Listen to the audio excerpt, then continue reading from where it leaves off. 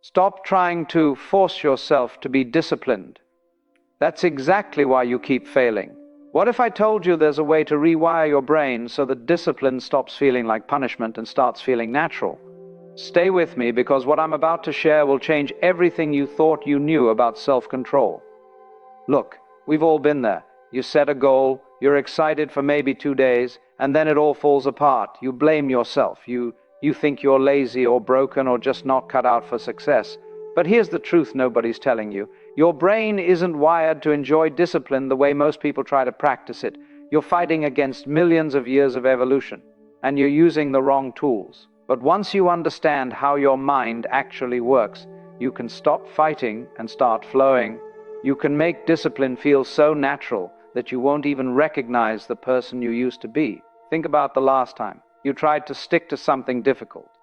Maybe it was waking up early, or hitting the gym, or finally sitting down to work on that project you keep putting off. How long did it last? A week? 3 days? For most people, the answer is disappointing, and it's not because you're weak. It's because you're approaching discipline like it's a war against yourself. You treat your desires like enemies. You treat your comfort like something shameful. You grit your teeth and white-knuckle your way through each day, thinking that's what strength looks like. But that approach is exhausting, and eventually you break. Everyone does. Here's what's really happening. You're operating under a massive misunderstanding about what discipline actually is. Society has sold you this image of discipline as suffering, no pain, no gain, right? Push through the discomfort, just do it even when you hate it. And sure, that works for some people for a little while, but for most of us, that method leads to burnout, guilt, and this endless cycle of starting and stopping. Your brain has a simple job. Move toward pleasure and away from pain. That's it. That's the basic programming. So when you associate discipline with pain, guess what happens? Your brain resists. It finds excuses. It distracts you. It convinces you that tomorrow is a better day to start. You're not failing because you lack willpower. You're failing because you're working against your own nature instead of with it, the pleasure trap, and why your brain fights. Let's get into the mechanics of what's actually going on inside your head. Your brain runs on a chemical called dopamine. You've probably heard of it. It's the feel-good chemical, right? Well, not exactly. Dopamine isn't about feeling good.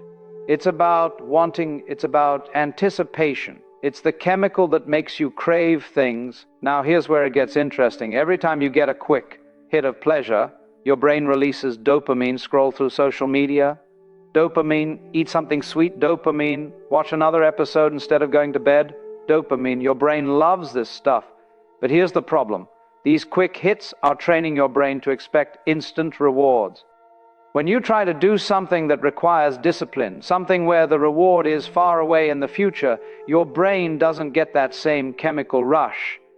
Building a business doesn't give you dopamine today. Getting in shape doesn't give you dopamine after one workout. Writing a book doesn't give you dopamine after one page. So your brain says, why are we doing this? This is boring, this is hard. Let's go do something that feels good right now. And this is the trap. Modern life has turned us into dopamine addicts. We're surrounded by things designed to give us instant gratification. Our attention spans are shorter. Our tolerance for discomfort is lower. We've trained our brains to expect constant stimulation and immediate rewards. But discipline requires the opposite. Discipline requires you to do things now for rewards that come later, sometimes much later. That goes against everything your brain has been trained to want. So what do most people do? They try to fight it with willpower. They clench their fists and force themselves to push through. And willpower works, but only temporarily. Willpower is like a muscle that gets tired. You have a limited amount each day, and once it's gone, you're back to your default programming. This is why you can be so motivated in the morning and completely fall apart by evening. Your willpower tank is empty. You spent all day fighting against your own brain and you lost. But here's what changes everything. What if you didn't have to fight? What if you could hack the system instead? What if you could make your brain want the disciplined action just as much as it wants the easy pleasure? The secret is understanding that your brain doesn't actually care what gives it dopamine. It just wants the chemical. Right now it's getting dopamine from scrolling and snacking and avoiding work. But you can retrain it. You can create new associations. you can make discipline itself become the source of that chemical reward. Think about people who genuinely love waking up early. They exist and not superhuman. They've just trained their brains differently. They've created associations between waking up early and feeling good. Maybe they linked it to a peaceful morning routine they enjoyed. Maybe they linked it to the pride of being productive before anyone else is awake. Maybe they linked it to a delicious coffee ritual. The point is, their brain now releases dopamine when they wake up early because it expects something good to follow. That's the hack. You're not trying to eliminate desire or become some emotionless robot who just pushes through pain. You're redirecting desire. You're training your brain to want what's good for you. And this works with anything. Exercise can feel good when you associate it with the energy rush afterward, or the confidence you feel in your body, or the satisfying feeling of getting stronger. Work can feel good when you associate it with progress and growth, and the excitement of building something meaningful. Healthy eating can feel good when you pay attention to how energized and clear-headed you feel compared to the sluggish fog that comes after junk food. But you have to be intentional about creating these associations. You have to pay attention to the positive feelings that come from disciplined actions. You have to celebrate small wins. You have to notice and appreciate the benefits. Because your brain is always learning. It's always making connections. And right now, it might have the wrong connections. It might think discipline equals suffering. Your job is to teach it something different. Reframing discipline as freedom instead of restriction. Here's a mind shift that sounds simple but changes everything. Discipline isn't restriction. Discipline is freedom. I know that sounds backward. When you think about discipline, you think about all the things you can't do, can't sleep in, can't eat whatever you want, can't skip the work, can't give up when it gets hard. It feels like a prison. But think about what happens when you have no discipline. You're enslaved to every impulse. Every craving controls you. You want to sleep in, so you do, and then you feel rushed and stressed all morning. You want junk food, so you eat it, and then you feel tired and guilty. You want to avoid difficult work, so you procrastinate, and then you feel anxious and behind. You're not free, you're a puppet, and your impulses are pulling the strings. Real freedom is being able to choose your actions instead of being controlled by momentary feelings. Real freedom is looking at a temptation and being able to say, no thanks, I'm good. Not because you're forcing yourself, not because you're gritting your teeth and suffering, but because you genuinely want the bigger thing more than the small thing. When you can wake up early even though your bed is comfortable, you're free from the tyranny of comfort. When you can eat healthy even though junk food is available, you're free from the tyranny of cravings. When you can work on your goals even though Netflix is calling, you're free from the tyranny of distraction. Discipline gives you control over your own life. It gives you the ability to become who you actually want to be, instead of just reacting to whatever feels good in the moment. But here's the key. You have to see it that way.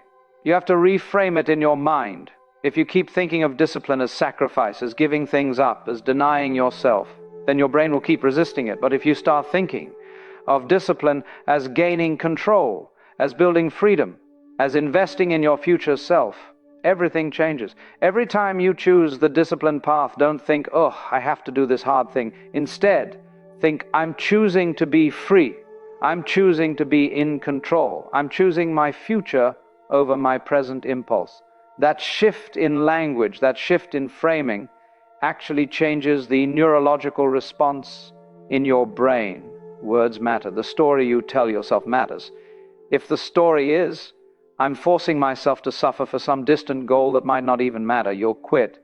But if the story is, I'm building the life I actually want, and this action right now is a vote for that life, you'll keep going. Think about it this way. Imagine two people waking up early. One person thinks, I hate this. I'm so tired. Why am I doing this to myself? The other person thinks, I love having this quiet time before the world wakes up.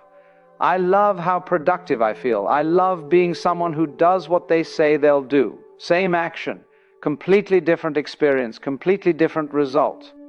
The second person isn't more disciplined. They're just playing a better mental game. They've hacked their brain by changing the story. And you can do this with anything. Working out isn't punishment for eating. It's a celebration of what your body can do. Eating healthy isn't deprivation. It's fuel for the life you want to live. working on your business isn't a grind. It's building your freedom. When you change the frame, you change the game. Suddenly, discipline stops being something you have to do and becomes something you get to do. You're not the victim anymore. You're the author. You're writing a story about someone who takes control and builds an incredible life, and discipline is just the tool you use to make that happen. The identity shift that makes discipline automatic. Now let's talk about identity, because this is where things get really powerful. Most people try to change their behavior directly. They say, I'm going to start waking up early, or I'm going to start working out, or I'm going to start eating healthy. And they might do it for a few days, but then they stop because the behavior doesn't match who they think they are. Your identity is the deepest level of your psychology. It's your answer to the question, who am I?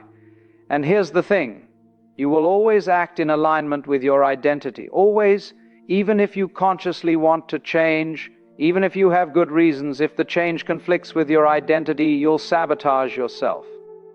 If you see yourself as someone who's not a morning person, you'll keep sleeping in. If you see yourself as someone who's out of shape, you'll struggle to maintain a workout routine. If you see yourself as someone who's not good with money, you'll keep making poor financial decisions, not because you're broken, but because you're being consistent with your identity. So if you want discipline to become natural and automatic, you can't just change your actions. You have to change your identity. You have to change who you believe you are. And this is actually easier than you think. Identity isn't some fixed thing you're born with. It's just a collection of beliefs about yourself, and beliefs can change. Every action you take is a vote for the type of person you believe you are. One action doesn't determine your identity, but repeated actions do. Here's how this works in practice. Instead of saying, I'm trying to wake up early, you start saying, I'm the type of person who wakes up early. Instead of saying, I need to work out, you start saying, I'm the type of person who takes care of their body. Instead of saying, I should work on my business, you start saying, I'm the type of person who builds things that matter. Notice the difference? You're not trying to do something that's foreign to you. You're acting in alignment with who you are. And when you act from identity, there's no internal conflict. There's no willpower required. You're just being yourself. But you can't just say it. You have to prove it to yourself. With evidence. This is where small actions become incredibly powerful. Every time you wake up early, you're collecting evidence that you're the type of person who wakes up early. Every time you work out, you're proving that you're the type of person who takes care of their body. Every time you work on your business, you're reinforcing that you're the type of person who builds things. Your brain is always watching what you do, and it's always forming conclusions about who you are based on your behavior. So you can literally reshape your identity by choosing your actions carefully. You become what you repeatedly do. And here's the beautiful part. Once your identity shifts, discipline becomes effortless. You don't have to convince yourself to do the thing. You just do it because that's who you are. It's like brushing your teeth. You don't need motivation to brush your teeth. You don't need discipline. You just do it automatically because you're a person who brushes their teeth. That's the level of automatic we're talking about. This is why some people seem to have superhuman discipline while others struggle constantly. It's not about willpower, it's about identity. The people who seem naturally disciplined have simply built an identity around discipline. They see themselves as disciplined people. So disciplined behavior feels natural. And you can build this too. Start small, pick one behavior that represents the identity you want to build. If you want to be a healthy person, maybe you start by drinking a glass of water every morning. That's it, just one glass of water. But every time you do it, you're telling yourself, I'm the type of person who takes care of their health. After a week, add something else, maybe some stretching, then maybe a short walk. Each action is another vote for your new identity. Don't try to change everything at once. Don't try to become a completely different person overnight. Just collect evidence. One small action at a time, and watch what happens. You'll start noticing yourself making better choices without even thinking about it. You'll start feeling different. You'll start seeing yourself differently. And when your identity changes, everything changes. You won't need to hack your brain anymore because your brain will already want what's good for you. You won't need tricks or strategies to maintain discipline because discipline will just be who you are, creating systems that remove the need for motivation. Let's talk about systems, because this is where discipline becomes truly sustainable. Motivation is unreliable. Some days you'll feel inspired and energized. Other days you'll feel tired and unmotivated. That's normal. That's human. So if your discipline depends on being motivated every single day, you're going to fail. It's just math. But systems don't require motivation. Systems are structures you build that make the right behavior the path of least resistance. Systems remove the decision-making. Systems turn discipline into routine, and routine into habit, and habit into who you are. Think about your morning routine. If you have to decide every single morning whether to wake up early, you'll fail most days. Your tired brain will always choose more sleep. But if you have a system where your alarm is across the room, so you have to get up to turn it off, and when you get up, you immediately go to the bathroom and splash water on your face, and then you put on your workout clothes that are already laid out, and then you go straight to the kitchen where your water bottle is waiting. You've created a system, you've removed the decision points, you've made the right behavior automatic. This is how you beat the version of yourself that doesn't want to be disciplined. Future you, the tired you, the unmotivated you, that version will always choose the easy path. So your job right now is to make the disciplined path the easy path. Let's say you want to eat healthier. You can try to use willpower to resist junk food every time you're hungry, or you can create a system. You can meal prep on Sunday so healthy food is already ready to eat. You can keep junk food out of your house so it's not even an option. You can pack healthy snacks before you leave the house so you're never caught hungry with only bad options available. That's a system. You've designed your environment to support your goal. Or let's say you want to be more productive. You can try to force yourself to focus through pure willpower. Or you can create a system. You can put your phone in another room.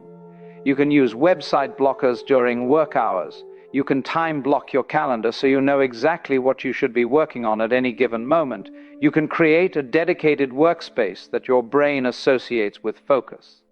That's a system. You've made focus the default instead of the exception.